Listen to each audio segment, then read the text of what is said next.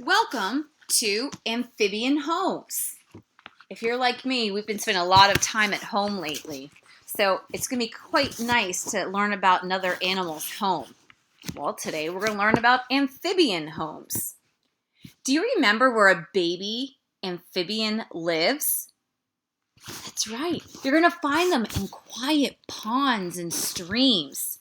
When they grow legs for walking and lungs for breathing, they leave the water and go to places where they will stay the rest of their lives.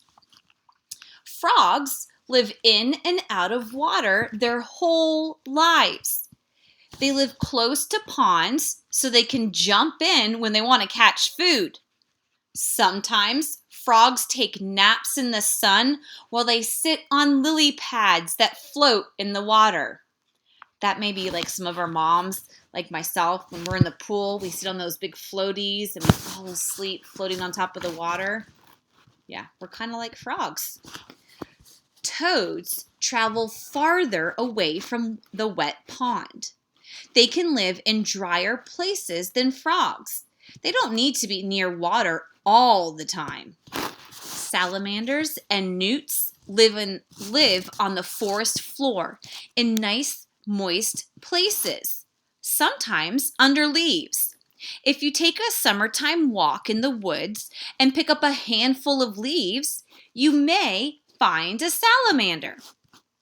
Can you guess where mud puppies live? If you said in the mud, you were right. Mud puppies like to live in the soft, muddy earth near ponds and streams. In wintertime, amphibians that live in cold places go to sleep for many months. This kind of sleep is called hibernation. When an animal hibernates, it can't even move. Before frogs hibernate, they dig holes in the ground or into the mud beneath a pond.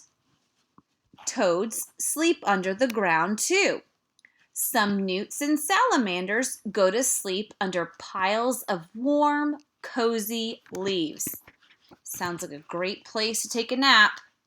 I don't know about you, but I'm going to stick with my bed. In the spring, when the weather gets warmer, the hibernating amphibians wake up. They return to the pond in time to lay their eggs in the water. I find this pretty cool is that frogs have to live in the water. They live in and out of the water most of their lives, whereas toads don't have to be as close to the water. And really, toads just go into the water when they need to lay their eggs, and that's typically in the springtime. So that's a kind of a neat difference between frogs and toads. We also talked about in the beginning how frogs and toads are different because of the way they look as well.